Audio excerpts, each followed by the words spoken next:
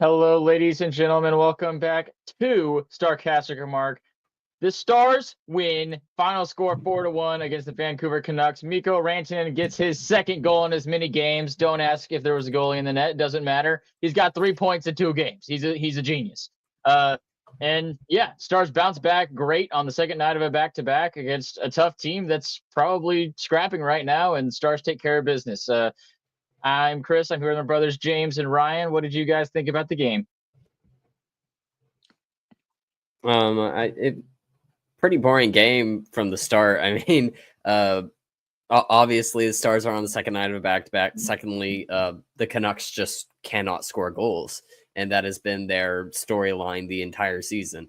I mean, their $12 million player has 12 goals on the season, so that we were in for a slow and painstaking watch, I feel like, and we got that from the beginning. So I thought it was a good game for the Stars. Honestly, this was a good, I don't want to say a statement win, but they always seem to do really well after they have a bad loss like they did last night. And they made it, kind of interesting at the end of the game against the Oilers, but they did not play it well at all. And tonight, excuse me, obviously the focus was on team defense overall. And I think that's the big takeaway you need to take out of this is the fact that your team defense was much better.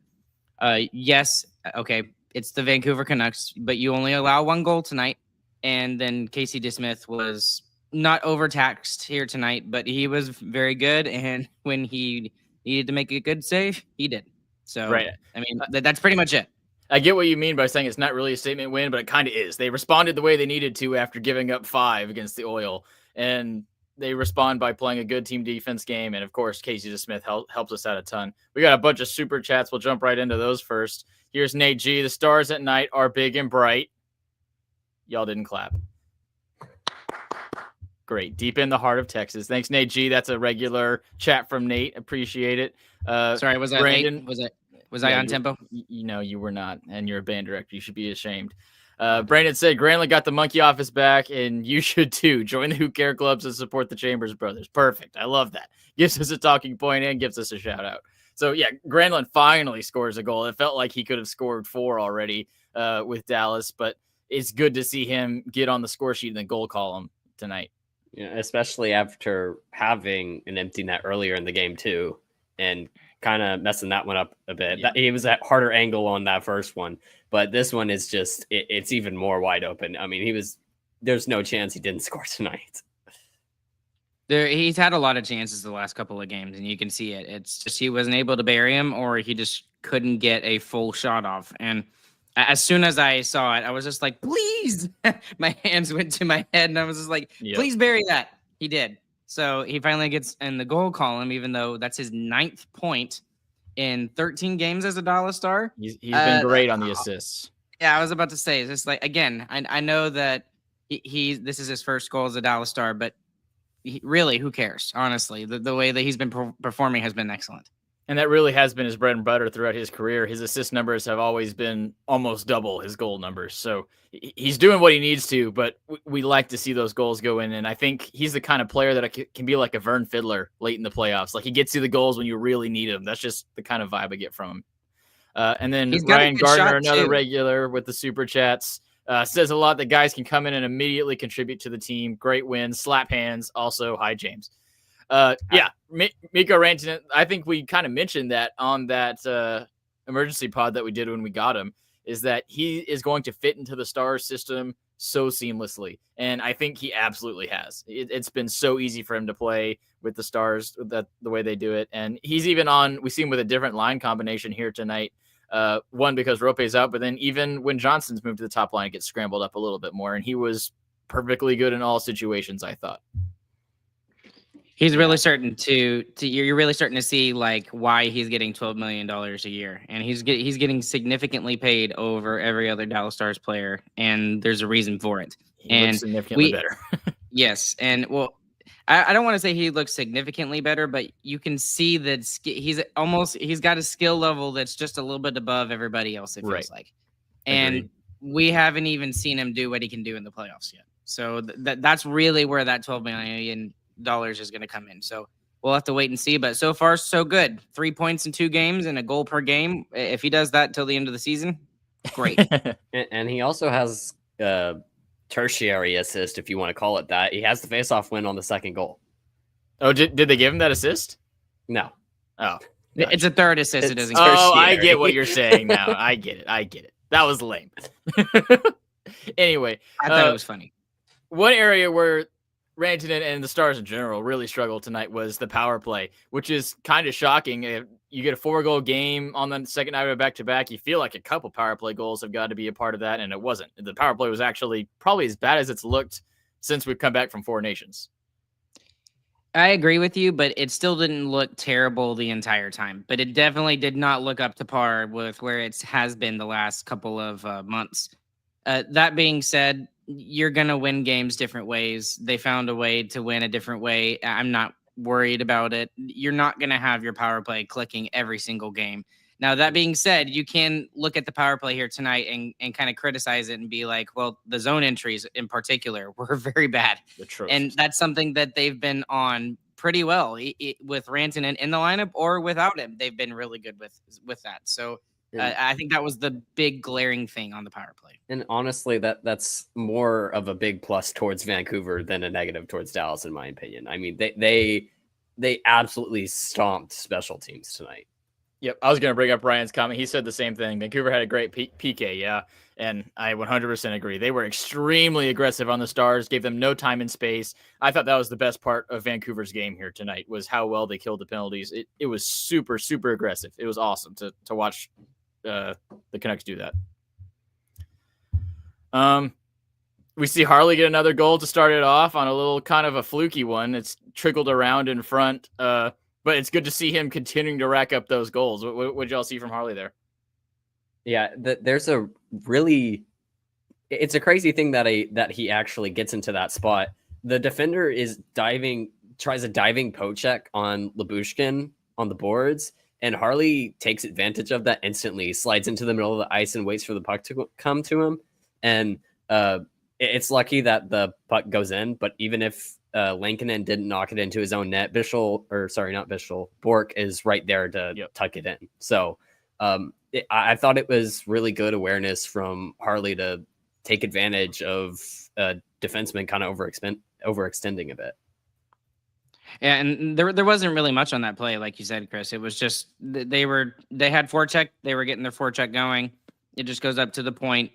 You know, there's not much there to find. Harley throws it at the net. It happens to make its way in. So we'll take it where we can get it. I like James's point there that Harley seems to take that space a little bit more than Miro ever did too, though. Like when he gets the puck from the point, he's peeling out to the center of the ice, dancing on that blue line. He's looking for a chance to go in and take that shot, which is something that Miro doesn't really look to do. He's kind of staying on the blue line, looking where he can move the puck to make a great pass, more so than trying to score. So I really think that Harley's step up and play, that's been a big part of it, how aggressive he is offensively, especially even in the cycle, which is where he scored several of his chances here. You mentioned Bork being on the doorstep there, James, on that goal. I thought he looked really good tonight. He was slotted into his more comfortable center role, and I think it really helped him. Yeah, I mean, he looked great there. I thought he especially looked better when he had Ben and Dodonov beside him. I mean, that felt pretty seamless. I thought, in terms of that, I thought Duchesne kind of looked rough until he got away from that line. So, but Bork really, really slotted in well into the center position after playing wing for a pretty extended time, honestly. Yeah. I honestly felt like with Duchesne, his back checking defense is really good.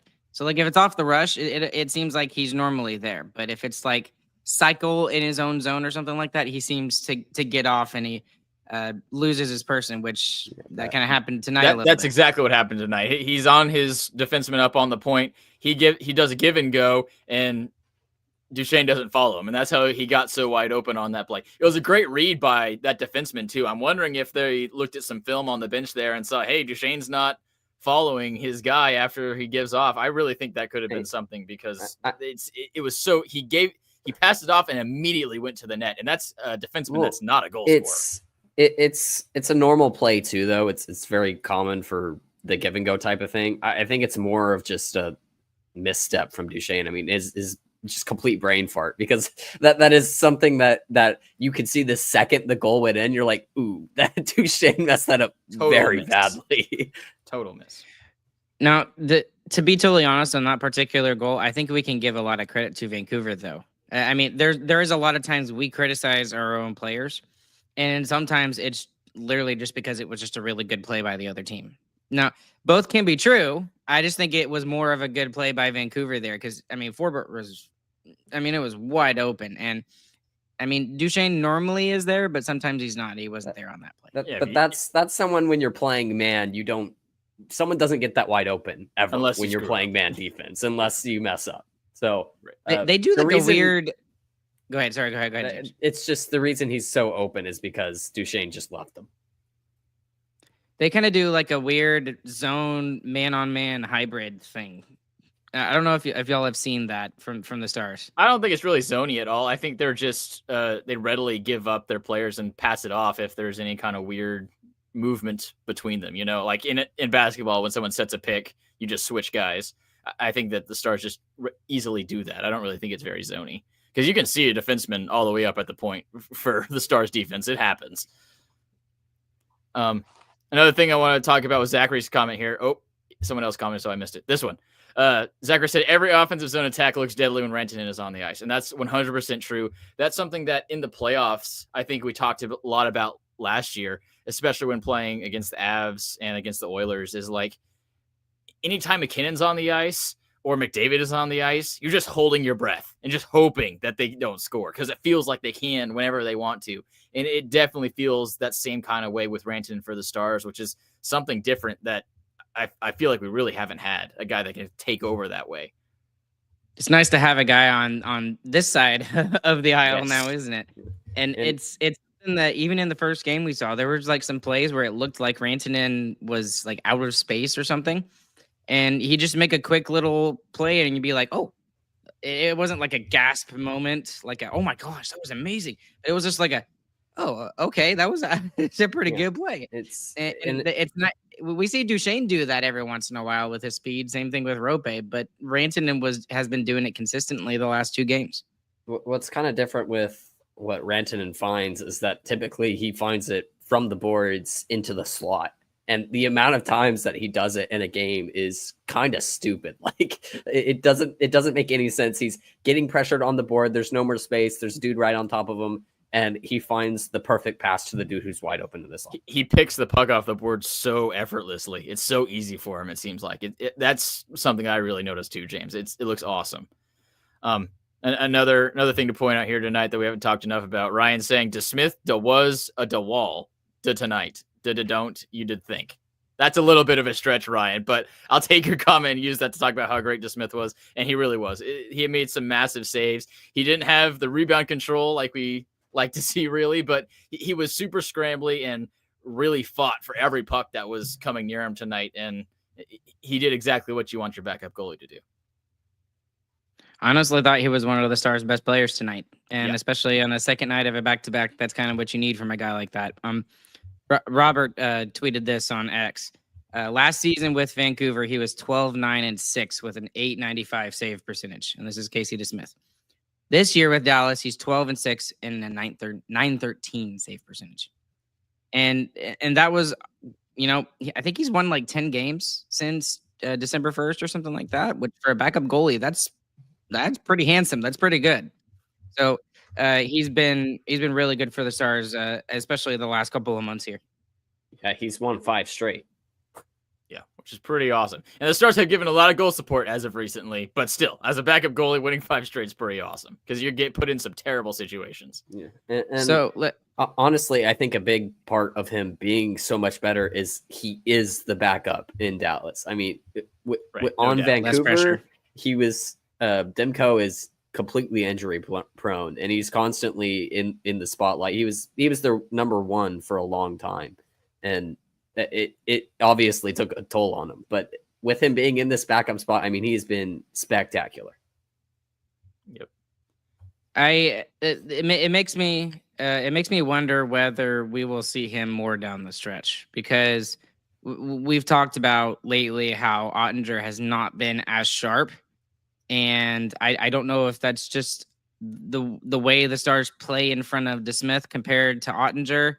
And I don't know. But I don't think they change anything. But it always seems like that both goalies get the run support like they need. But Otter has been letting in a lot more of the ones that you would expect him to save lately. And again, maybe that's just the thing of he's got the pressure of being the number one, and DeSmith is obviously not the number one. So he's got less pressure on him. But do y'all think we see more 50-50 splits kind of going down the stretch? Maybe not 50-50, maybe more like 60-40. And DeSmith gets a little bit more starts down the stretch, because I think we could. Right now he's playing really, really number well. one. The worst thing you can do for a goalie going into the playoffs, like Otter, who plays with an ego, is take away time. I think that's the absolute worst thing you could do. We've got one more back-to-back set before the season ends. So for sure DeSmith gets in there, but there's a lot of like game day off for an extended period of time. So we might see DeSmith get in on a couple of those as the season ends, which is kind of abnormal because we know Otter likes to play as much as he can. But I don't think it's going to be anywhere near 60-40. Otter's still going to be getting the lion's share of these starts. All right. And then the last thing to talk about is another comment from Zachary. Stanky took care of Winnipeg for us tonight. So the Stars gained 2 points. Stankoven scored the eventual game winner after a late goal from the Jets. And yeah, major swing later this week. The Stars are going to play the Jets in their next game on Friday. Full week off for the Stars, which will be great for especially Thomas Harley and Esa Lindell. But it'll be good to get some practice time with Miiko Rantanen as well, I think. So big thanks to Stanky, and big break here for the Stars. They were like consistently gushing about him on the Hurricanes broadcast today. Like it was so fun to listen and watch that game. I watched the thing from beginning to end. And when he was in front and he scored, I flipped out. I was just like, yes, please, yes. And at that point, it was 3-0. So, and it is quite a contrast to look at X and talk about like the difference in how the Dallas fans are towards Carolina and like rooting for them because of Stankoven, and then how Carolina is absolutely not doing the same thing with Dallas because of Rantanen. You can't blame them, in my opinion. No, and that's what I said. I'm just like, I don't blame them. But then I'm seeing some other things, and I'm not going to call them out. But there's one particular comment that if you go and look on the X profile, you'll find it if you really care that much. But there was someone who's just like, this lineup is a superstar lineup, and this team has like no chemistry. And I'm like, tell me you don't watch Dallas Stars hockey without telling me you don't watch Dallas Stars hockey. And I was just like, okay, dude, like come on, like chill. Yeah. The number one scoring team in the league since January 1st has no chemistry. I think that's hard to believe, for sure. James, any thoughts on Stanky's goal? Yeah, I was really excited for him. It's right in front of the net too. I mean, that's where he's going to be all the time. Even though he's 5'8", he is the stupid monster in front of the net. Yeah, and I've said it before. He's exactly what Brendan Moore wants on the team. He's go after it, get the puck, get it up top. I mean, he can do that all day. That's what he's best at. And I really think he's going to be a better player in Carolina than he ever would have been in Dallas. I think that system is going to fit him perfect. And he also gets to play with some fantastic guys too. And just like he got to play with Robo and Hintz, he gets to play with Sebastian Aho and Evgeny Svechnikov. Like those two guys are great. And he's going to play. Go ahead. And I think that spot's more solidified for him too. So where the Stars are thinking he might not be in the lineup come playoffs, he is for sure in Carolina's lineup come playoffs. Big break week coming up for the Stars. 4-day break. Next game's on Friday against the Jets, which is a huge game. Then the next one is on Sunday against the Avs. Rantanen gets a return home really quickly before we even get to see him in the AAC, which will be extremely exciting. And that game's going to be nationally televised. That's going to be all over X, which will be fun. But then as you go throughout the rest of the season, the Stars have one more 2-day break. All the rest are 1-day breaks. So it's jam-packed down to the wire. So we really need to take advantage of these next 4 days. And I think you're going to want to see at least 2 full practice days before you face the Jets on Friday. Yeah, this is one thing I actually wanted to bring up too, since you're bringing up the schedule. I forgot who said it. I think it might have been you, James, in our little group chat. We were talking about the Stars haven't really played a whole lot of top offenses lately, and I think it was like top 10. And the two teams that we have played who are in the top 10, we've lost to lately. So that worries me a little bit because we have been talking about the defense and how that is a weakness for the Stars. Going forward, do you think the Stars are going to lean more upon their offense, or do you think they're going to try to go more with a balanced approach? They already have. They've been leaning on their offense since Miro got hurt, and it's been working out for the most part. So if we can keep scoring at this pace, absolutely. There's going to be times like tonight where you got to bring it back down to earth and be like, hey, first period, let's just make it as boring as possible like they did tonight. And we can do that. We can prove we can play defense. And against teams like Avalanche and Oilers, we're just going to have to suffer the consequences of those best players and wait until Miro can come down and help us shut them down. And it's obvious in the goals against per game. I mean, I think with Miro in the lineup, it's 2.48, which is very, very good for the NHL nowadays. And now it's up 0.3. I think it's up to 2.78 since he's been out. So that's not very good odds right now. But with the Stars scoring the way they are, I mean, again, another 4-goal game for the Stars here tonight. But we're just gonna have to rely on our offense to kind of take care of business here for the long stretch of the season. The only other thing I did want to mention was Roope Hintz. Yeah. Because we hadn't talked about an update on him. The only update I have is there is no update basically. It's the same thing. He went back to Dallas. He obviously didn't play in the game here tonight. We expected that.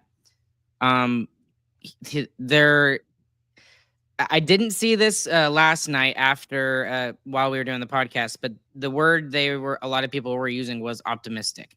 So that's good news. So that means it's not something major. It's not like a broken bone or something. DeBoer said pregame today that he's day to day. So he could play Friday technically, right? Considering how much time they got off. Right, and it should be good, but be careful because Hakanpää is listed as day to day, and he had a career-ending injury. So, yes, it looks like it should be okay, and he'll be back pretty soon. But take it with some salt because there has been some crazy stuff that's happened.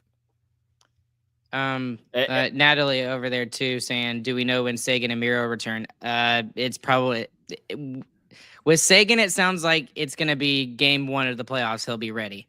With Miro, they said maybe the first round, maybe. So Jim Nils said Sagan might actually return prior to playoff starting. He said he might get into the last week or two of the regular season. I don't know if he actually can. We should do a little cap crunch and see if that's even going to be legal for them, since I think they're a little bit over the cap still with LTIR work. But yeah, Miro is a little bit later, I think. So it'd be really close. It would be really close. Okay, so he might or might not get in. We'll have to DM Puckpedia. Hey, Puckpedia, help us out here. Right. All right. Biggest winners, biggest losers. Who y'all got?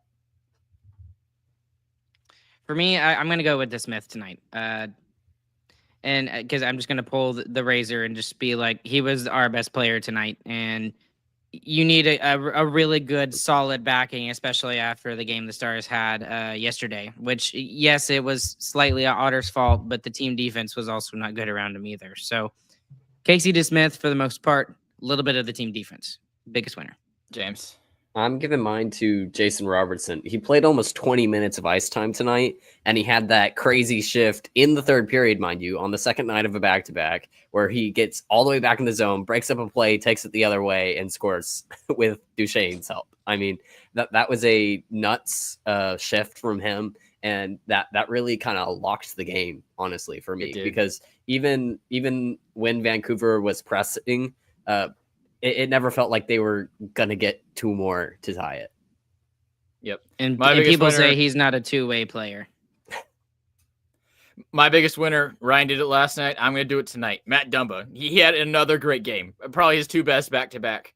And he plays almost 18 minutes time on ice tonight. It allows our top guys to lower their time on ice. Harley was only 21-32. Lindell 20-31. CC 20-38.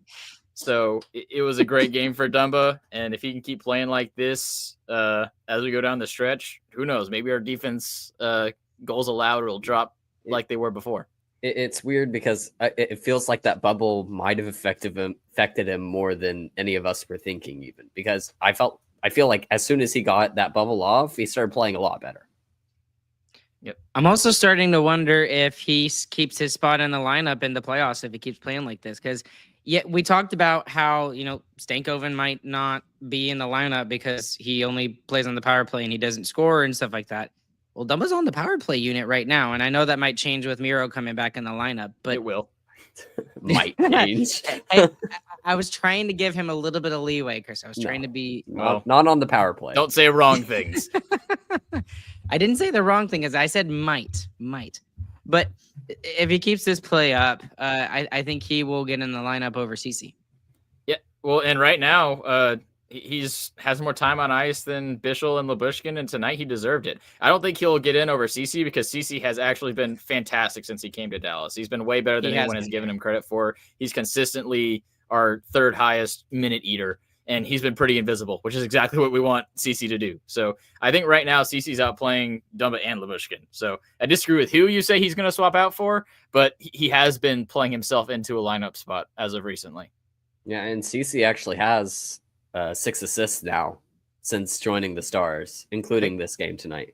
Yeah, and that one was to Granlund, so it was CC Granlund for the 2 newcomers teaming up. That was awesome. With Rantanen in front, causing the screen a little bit. Yeah, but he didn't get a point, so we don't care. Biggest loser. It was all the new. I was trying to say the Biggest storyline. loser. Fine. The biggest loser for me is the scoring on the Vancouver Canucks. I think. Was it 53 goals in the third period? That's the worst in the NHL. I think since January 1st, it's been like 2.28, as if I remember correctly. It was below 3 goals a game, which is ridiculous. So for me, all we had to get was 2 tonight, and we could have been fine. So that's the biggest loser tonight, easily, is the Vancouver scoring. James. The biggest loser is Pettersson. Which one? Yes. Yes. I mean, and that is not the wrong answer because one Pettersson's -3. The other Pettersson is he was even. All right. That's fine. Well, and then the other one's -2. So the other one was -2. I was looking for the other one. I couldn't find the other one. Man, there's too many. Well, the $11.5 million Pettersson is an embarrassment right now, and he actually hit the post early on. So he almost actually scored. He almost got it. Yeah, he's literally getting $1 million a goal this year. Yikes. That's tough. Mine is Lankinen. I mean, he only faced 18 shots and allowed 3 goals. Like, I know there wasn't, the Harley one, you probably want him to stop just with better positioning is probably better. And then the Granlund one, he punched the rebound, but he punched it right into the prime scoring chance. So not great. I'm going to come to Lankinen's defense a little bit because he gets thrown into a situation that really sucks. And he really sucked in that situation. I'm talking about in the full season context, Chris. Dang, you're so mean to other players. I'm hot. This guy came in and he's been very good for them overall. He might have had a rough game here tonight. Yes, the rebound I think was probably not his best bet, but when you're coming in and trying to fill in for Thatcher Demko, who when he's at his best is one of the best goalies in the NHL, and you're basically having to plug a hole that you shouldn't be trying to plug a hole in, and he's done admirably in it. I don't think you can say he's the biggest loser. That's just we got the fan biggest winner, Granlund from Zachary for scoring. Obviously love that, getting him on the goal list. And then Nate G, biggest loser, Nils Hoglander's glove for the volleyball spike. I like that one. All right. Well, and at least he didn't try to play it off and be oh, like, yeah, he no. knew. He was just like, oh, crap. He said it on his face. All right. Well, that's going to do it for us here tonight, guys. We'll see you again on Wednesday night for some ramblings on some Dallas Stars hockey before the next Dallas Stars game, which is on Friday at 7 in Winnipeg. And it's a big one against the Jets. It gives you a chance to crawl within actual striking distance, I would say, if you win that one. It could be huge. thanks to all of our WCC members. They just help us out a great bit. Really helps with Ryan getting to the arena. That's the big one that it's helping out with right now. If you want to join that, you can go to sarcasticremarks.com. Just give us a little donation, and we give you a little bit of extra goodies too. You get to see Ryan's game notes. We got to get the watch along set up. That'll be set up soon. Friday would be a good one. Big game. We'll get that talking about. It would be huge. James wouldn't be there, but we don't need James. Oh, that was so mean. Be sure to check out DraftKings. Use that promo code like he's crying, THPN. Chris. You'll get some goodies from them, and it lets them know that we sent you there.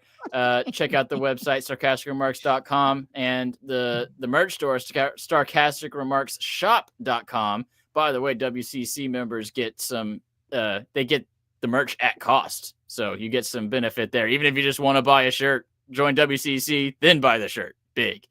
What else, Ryan? What am I missing? 5-star review anywhere you listen to the podcast, and on YouTube, click like, subscribe, notification bell, and yeah, that's about it. Yeah, that's about it. All right. Well, the Canucks got Canucked. I don't know. GG, boys.